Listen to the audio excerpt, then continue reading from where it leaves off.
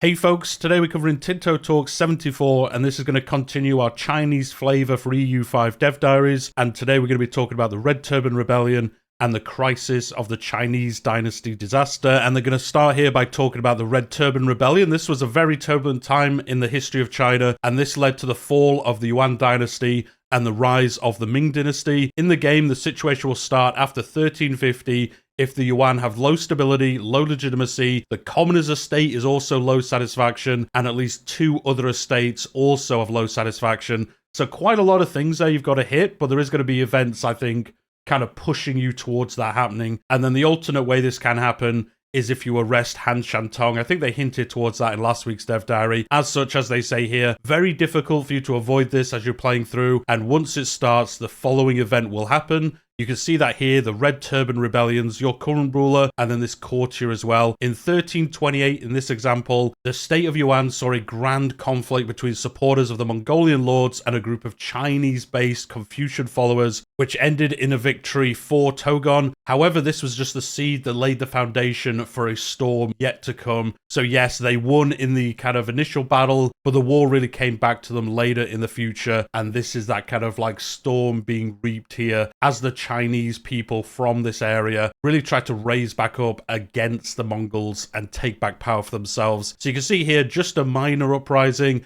They will know their place soon enough. Definitely what is going to happen here. But you can see the event options here. The Red Turban Rebellions begin, and for the next 20 years, Yuan will face warlords breaking free from the state. To resolve this situation, every warlord needs to either be reconquered or made a loyalist through bribes. Additionally, 90 legitimacy, 30 stability, and 50 celestial authority are required to end this situation. There was a previous dev diary on celestial authority, so we won't talk about it too much here, but it is a mechanic that China has. We will lose 20 stability, we will lose 20 legitimacy, we will gain Red Turban Rebellions forever until you do end it. Every subject will gain 20 Liberty Desire, and the Middle Kingdom will lose 25 Celestial Authority, and then you've got to gain all this back, plus more to end this situation. And then the next screenshot shows you how bad this will be. So during the rebellions, estate satisfaction equilibrium -5%, and as we've already seen, they're already going to be not very happy with you when this starts. Stability investment 0.10 worse, monthly legitimacy 0.05,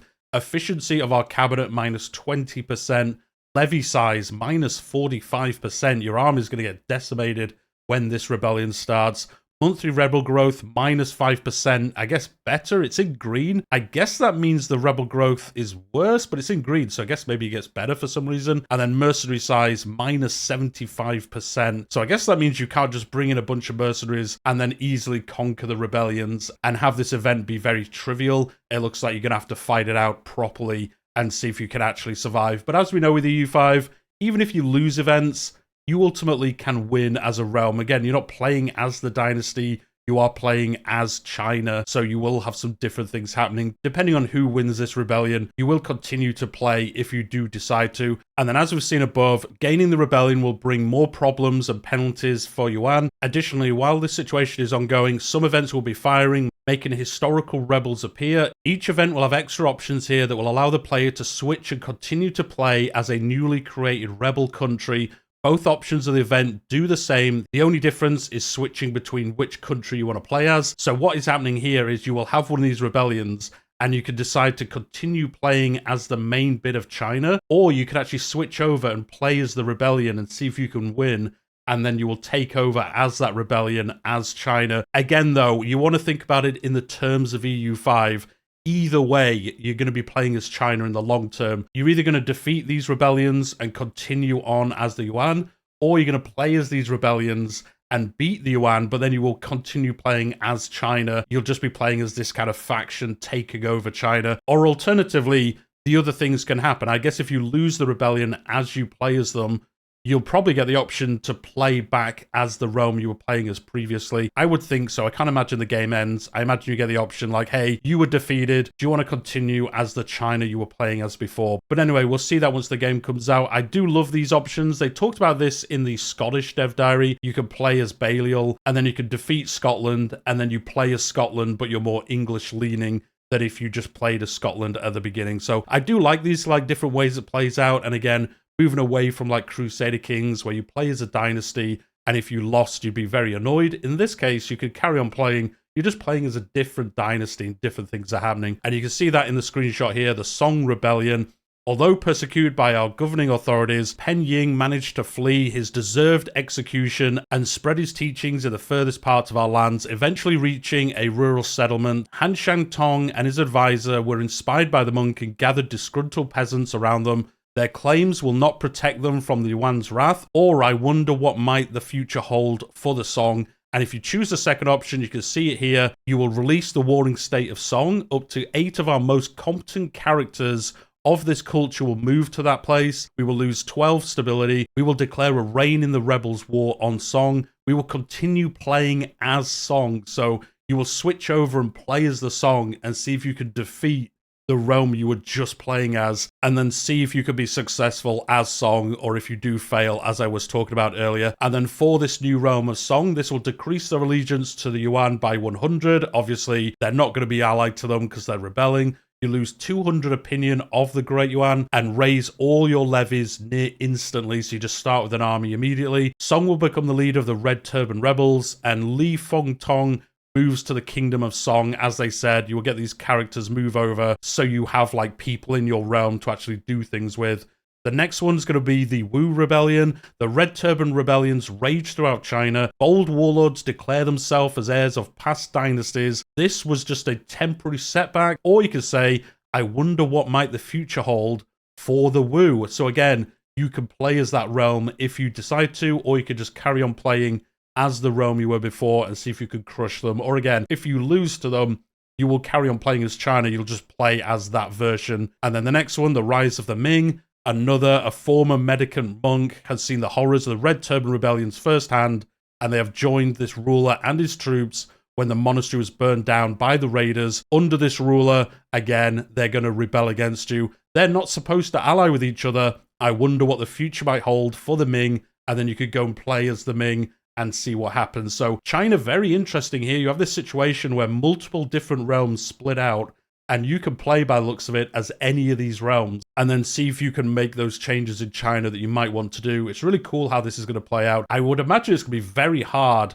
as the original China when you start to keep control and not ultimately turn into one of these later dynasties. I mean, that's how it's supposed to play out. That is what happened historically. But I imagine there is a way you can navigate the timeline exactly and not have one of these later dynasties take over. We'll see, obviously, when we get to play. Some of these warlords, however, can take the side of the emperor. They're not all going to rebel. And you can see this here, the Nanping Loyalists. And this is one of these warlords saying, hey, I'm with the emperor. I'm not going to rebel against them. Finally, a loyalist with initiative, or we cannot allow to lose any more land, even if it goes to a loyalist. So they still like split out from China by the looks of it, but they're going to be loyal to you. They're going to be allied with you. Or again, at the bottom, I wonder what the future might hold for Nanping. So if you choose that one, I guess you play as this Nanping autonomous warring state, and then you can kind of stay allied to the emperor and see if you fight off this rebellion. I guess then it all comes back together, and again, you take over as the emperor. I imagine that's how it works.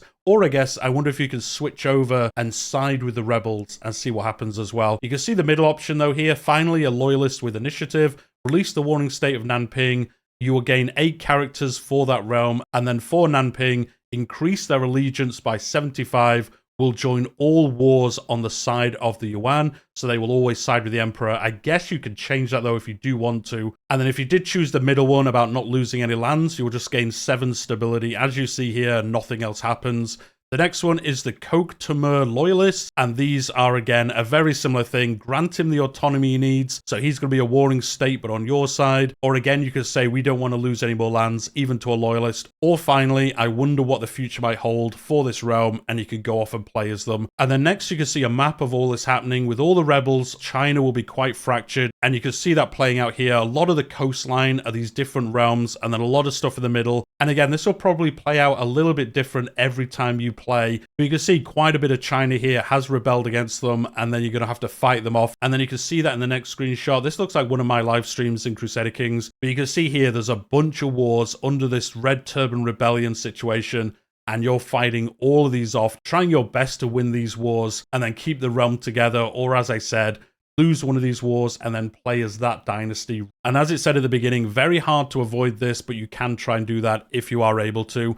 Besides historical events, there are also some generic cultural rebellions happening, as well as many other events that can fire during the situation, including some representing the loss of authority over the furthest territories of China. And you can see that here, Manchuria breaks away. The Red Turban Rebellions affect not only the core regions of China, but also the fringe areas of the dynasty. And then the answer here is, oh, this is just stellar. Obviously not very impressed by this, but you're going to be busy with the rebellions. There's probably nothing you can do about it. Manchuria will break away from you, and you'll have to bring it back under your control if you can. The next one is lost control over Tibet, a very similar thing. They may claim independence, but they will return to the Yuan. So again, you'll have to fight and bring them back under your control, probably after you've dealt with the rebellions in your core lands, as it said. So next, they're going to show us the situation panel. We've seen this for a bunch of situations, but this is the one for the Red Turban Rebellions. And you can see the current ruler and then the ruler of the rebellions that's trying to beat you. You can see 95, 95, 95.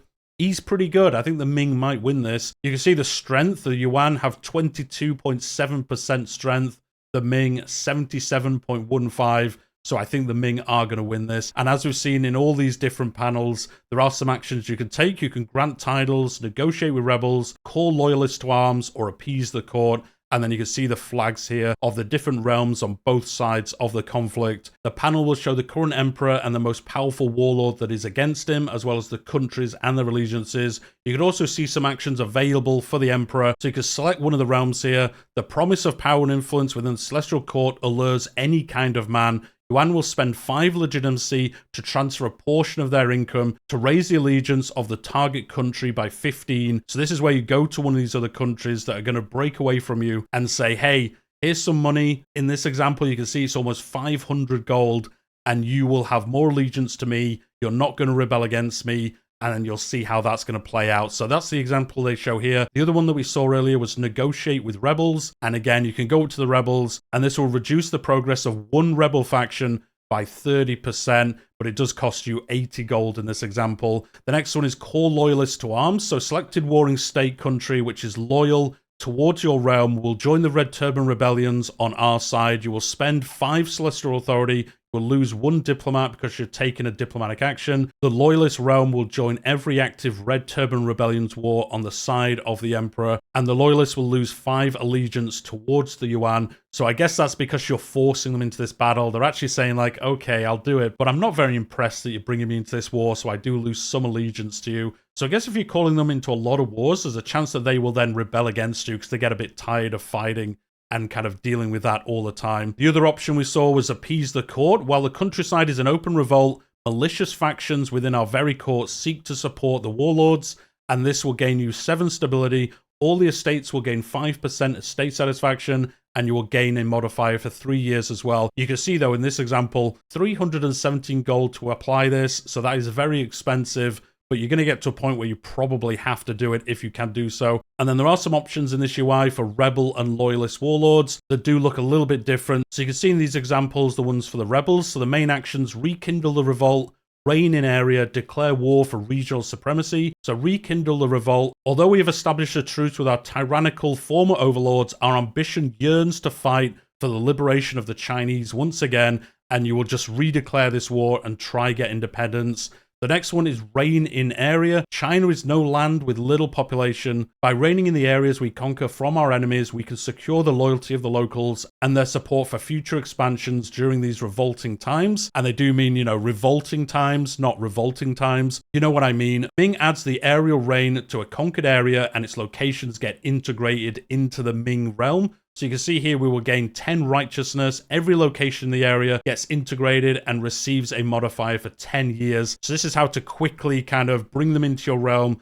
and then that's seen as part of the Ming realm in this example. They're going to show off that modifier here next, the aerial reign. Max control plus 15%, separatism minus 20%. So you implement this and you're going to get a little bit more control over that area. So you're going to do this as soon as you can. The next one is declare war for regional supremacy. The Red Turban Rebellions is not only a revolt against the oppression of the current dynasty, but also a power struggle for the celestial throne itself. We must not allow any of the pretenders to gain the power to claim the mandate for themselves. So Ming declares regional supremacy against the target country that you do this against, and that's going to prevent them getting that authority that you are worried about in this example. Next, they're going to show off the actions for the Loyalists, so you can support faction, join Yuan's defense, or declare independence. So you could even say like, hey, I'm on your side, but maybe not so much, and we'll see that in a second. So the first one, support faction. Transfer 1 year's worth of ducats to the target country of the Red Turban Rebellions in exchange for 50 opinion, and that will have you supporting that faction. The next one is join Yuan's defense. Obviously, this is helping the ruling dynasty in their wars and then seeing how that plays out. And then the last one, declare independence. The Great Yuan is facing one of its greatest crises. While a tragedy for the ruler, it is an excellent opportunity for us to break the shackles bounding us to the Mongolian overlord. So this is for the Loyalist states. They're like, yeah, I'm on your side, totally on your side. Hey, do you know what? I'm not actually. I'm going to declare independence and fight you as well. So you can kind of flip the Uno card on them and join the rebellion and see how that plays out for you as well. I guess you'll do this if you are allied to them and then you see it's going very badly. Maybe you will think, hey, I'm going to get independence. I won't be part of China then. And then see how that plays out for you as well. So the situation has 3 possible endings: a victory for Yuan, a victory for the rebels, or a stalemate. If Yuan go on to win in their favor, besides the obvious of defeating all the rebel countries, they also need to raise their stability, legitimacy, and celestial authority for it to end, as we saw earlier. For the rebels to win, they need to unify the majority of China under the banner of a single country or their subjects, or they need to destroy the Middle Kingdom IO, which they talked about last week in a previous dev diary. If none of these conditions are met by the Age of Discovery, the situation will end and the strongest rebel will claim the emperorship in the case that the Yuan has been destroyed. So you will see this just end at that point. Let me know what you think about that. I'm not too sure about things that end in a designated place. You know, at the end of the Age of Discovery, this will end no matter what. I guess they do this so when, like, the Europeans arrive, there's some semblance of a China still existing, at least in some way. Obviously, it can fall apart other ways, but due to this event, I guess there is somebody in charge when the Europeans can start arriving in some way during the Age of Discovery. So I guess it makes sense, but let me know what you think. But you can see in the next screenshot, Yuan persists. Obviously, they've beaten the Red Turban Rebellions, and then they're going to have a jolly good time. Our future will be less bloody. Well, we'll see if that's going to be the case. And if you choose that option, it's the only option you have, so you have to do it. The Red Turban Rebellion situation ends. All countries with warring state government reform who are loyal will be annexed into your realm. We will lose the Red Turban Rebellion modifier, which, as we saw earlier, is very bad. We will gain 100 prestige, 50 legitimacy, 50 stability as well. Every location will become a core of your realm. Yuan will gain the unified China casus belli against every independent country in East China, North China, South China, West China, and Jiangxing. So even if you get independence during this, they are going to come after you afterwards. They're going to have these casus belli, and they're just going to come and ruffle stomp over you probably, unless you've managed to build up a lot of defense, maybe get some allies, and fight this off when it does happen. The Middle Kingdom will also gain 20 celestial authority. The next example is if the Ming win it, so the rise of the Ming. The Red Turban Rebellions are finally ended, and the Ming have been victorious, so long live the new emperor. The Red Turban Rebellion ends. We will remove the warring state government reform because obviously that has ended. Ming will become the new leader of the Middle Kingdom. Our country rank will become an empire. That's because you've moved from being a warring state to being the emperor. You will gain 100 prestige, 50 stability, 50 legitimacy, and you will gain an event, the Rise of the Ming, and you'll see how that plays out. And then you can see in the next screenshot, the Great Ming. So the color has changed. It's no longer yellow. It is now called the Great Ming. So obviously it's not called China on the map. That's just what we call it in these dev diaries, but it will then be called the Great Ming, and you'll see how that plays out, and a new cycle will happen, and then maybe they'll fall out of power in the future. And then, as I said earlier, a lot of content for China, and the other thing they want to talk about is the crisis of the Chinese Dynasty disaster. Say that quickly 5 times. This is a dynamic disaster that can happen to any ruling dynasty of China. Anytime outside of the Red Turban situation is active, the leader of the Middle Kingdom has low celestial authority, low stability, or low legitimacy, this disaster may begin. So it can't happen during the Red Turban Rebellions because obviously that's like a special version of this that historically happened. This can happen anytime the ruling dynasty has lost its authority over China, and you'll get here the crumbling authority of the Great Yuan in this example. I kind of wish they'd chosen one of the following ones to show this off, but it doesn't really matter. As they said, this can happen any time in the game as China. May the mandate not end with us. And then you're going to have this disaster happening. You can see that on the screen now. Crisis of the Great Yuan. Again, this will be called something different if you're playing as the Ming. This will be Crisis of the Great Ming, I guess. And then monthly war exhaustion 0.10. That's not great.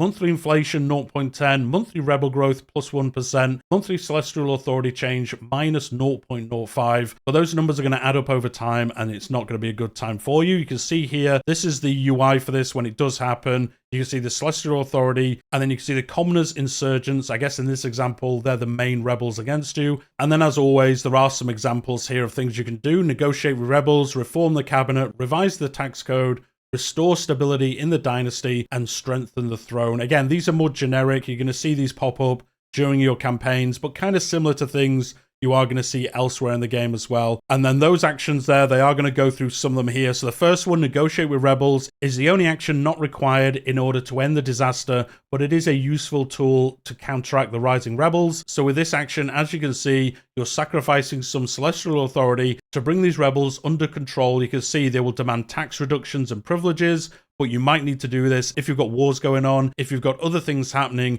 you're trying to delay these rebellions from happening, and then you'll get this rebel negotiation screen. Very well, reduce their taxation, or you can say, on second thoughts, do you know what, I'm just going to fight you when you rebel against me. But the top one there, very well, reduce their taxation. Middle Kingdom loses 3 authority. We will gain commoners' concessions for 3 years. Population that support the commoners' insurgents will gain 25% pop satisfaction and are likely to shift their allegiance back to us. Commoners' insurgents lose 25% progress towards being able to rebel. So you might want to do this again if you've got the money. If you want to give away tax or some of those privileges, you can do that to keep them in line. Next, they're going to talk about the rest of those actions. And as they said, looking at the actions the country will have to perform to end the disaster, reform the cabinet will be available if the country has all the estates satisfied, they have high crown power, or they're employing at least 3 very capable cabinet members. And you can see here, reform the cabinet. In the times of old, the advisors that served our realm would put our people's interest above all else. You could spend 5 celestial authority, and then you're going to reform the cabinet, and that's going to kind of prevent some of this stuff from happening. The next one is to revise the tax code. This is a special one. In order to be able to perform it, you have to have done at least one specific cabinet action to actually implement this to be available. So you have to do the cabinet action with one of your ministers, and then this will unlock when you do it. So you can see it here, Middle Kingdom loses 5 celestial authority. We will lose 5% inflation though. So bring the financial side of your realm under a little bit more control during this disaster. And then next they're going to show off that cabinet action that you have to do first. So reform taxation system. This requires admin ability. So if you have a cabinet member with high admin, you want to put him on this. We will gain the tax reformation attempts for 5 years, decaying modifier, and then you will get the tax reformation of 1337 will happen for us. I think the date there is because they forced this to happen. You're not going to be doing this on day 1 playing as China. And then monthly celestial authority change 0.05 better. So you've got to do this first, and then you can implement the new tax code. And next they're going to show us those modifiers as you're working through that cabinet action. So whilst you're doing that for 5 years, you'll get the tax reformation attempts, estate satisfaction equilibrium minus 10%, stability investment minus 10. And as you can see, that's going to be very painful for you to kind of sustain whilst that's happening. But then once that cabinet action does finish, if you allow it to complete, you get tax efficiency plus 15%. And also, obviously, that previous modifier goes away as well. So you've got a couple of years of pain, but you do get this new reform, and then you are able to implement that decision as well that we saw earlier. The next one they're going to talk about is restore the stability of the dynasty. And you can see here the recent disaster that's gripped our people has greatly affected our stability. If we are to overcome it and emerge safe from this turbulent period, we must look inwards and tend to our affairs. And you will get an event, the stable affairs in the dynasty will happen. And then you can see from that event, you will see the Middle Kingdom gains 5 celestial authority, and you will also gain 5 legitimacy. So you're basically switching gold for authority and legitimacy. And then the last one they listed is strengthen the throne. Our legitimacy as the holders of the mandate of heaven has been questioned. We must silence our critics. The event, a strong China, will happen to us. And then you can see the outcome of that event as well. The Middle Kingdom will gain 5 celestial authority and also 7 stability. So again, very similar to the previous one. You're really exchanging gold or ducats into stability or some other modifiers that will help you if you do choose to do that. And then once all these actions have been performed in any order that you want to or that you are able to, they will have managed to successfully avoid the crisis and the disaster will end. So all those actions that we saw, as they kind of talked about earlier, you have to actually do all of those at some point to get out of this disaster if you do fall into it. So you can see here, favors of the heaven, the period of instability is over and we have survived as a realm. and then you can get back into playing as China, and then nothing else bad will happen in the future, and you can just go off into the sunset and have a good old time with a smile, as it says here, and you're going to be having a jolly good time. But anyway, that is the end of the dev diary this week. A little bit longer here, giving us some cool information about a situation and a disaster. As I've read through this, it looks like playing as China, as I said earlier, is going to be very interesting. A lot of things happening, a lot of rebellions, a lot of different ways that you can play them out. You can stay as the Yuan, or you can play as the Ming, or any of these other realms, and then implement them as the new dynasty of China. It's going to be very cool to see how people play that out. These different kind of weird combinations you'll probably see as well. But as I said, that is the end of the dev diary this week. And as they say, this is the end of the Chinese block of dev diaries. On Friday, there's going to be a Tinto flavor on Ayutthaya, Dia Viet, and Kamar. Definitely how you pronounce all three of those. So we'll see on Friday what content we're getting for that part of the world as well. And then next week, I imagine they're going to move into a new part of the world. I kind of want them to go back to like North America, maybe Africa or somewhere, and give us some content around that area of the world as well. There's a lot of Europe they've not talked about as well, but it's cool to see these other areas of the world that I know a little bit about historically, but it's cool to kind of learn about these areas by playing through, seeing the events and all that kind of stuff as well. But anyway, if you've enjoyed the video today, hit that like button. If you're new here, I'm covering EU5, all the dev diaries, all the news. I do discussion videos, and I also cover Crusader Kings 3 in a very similar manner. If you're interested in that game, if you play it and you want to keep up to date with all the news around that as well. So hit that subscribe if you've enjoyed it, but we'll leave it there for today, and I'll see you all next time.